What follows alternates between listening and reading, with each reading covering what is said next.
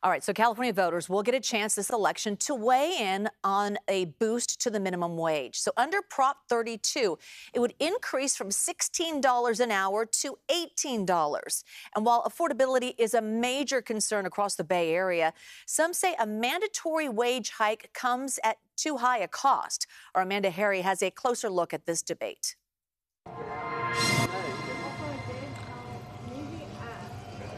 Louis Tadini has been working on the right recipe to make his salary work.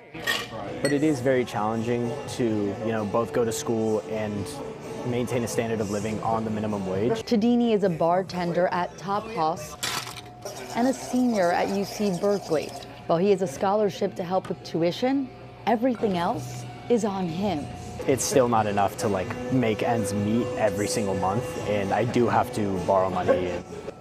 Proposition 32 raises minimum wage from $16 an hour to $18 incrementally, reaching $18 by 2026.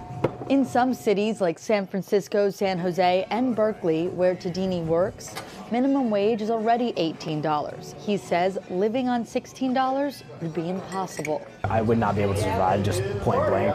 There's no way I could be able to do it. According to MIT's living wage calculator, the hourly wage needed to live comfortably in the Bay Area is actually $29.87.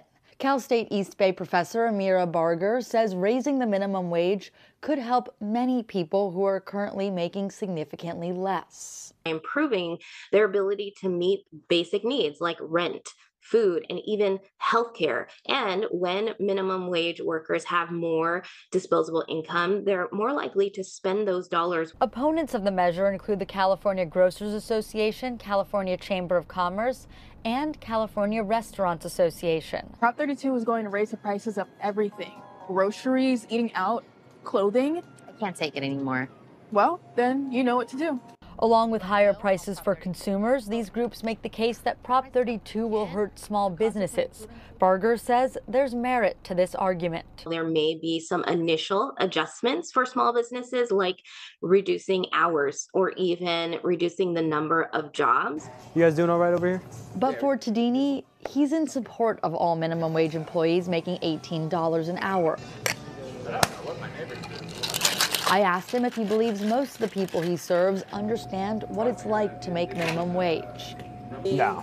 I don't, no. That was a really quick answer. People are pretty wealthy here, so they didn't really need to work those jobs, and that's completely understandable, but that does leave out empathy from their customer service experience. He hopes when people cast their vote, they'll be sympathetic.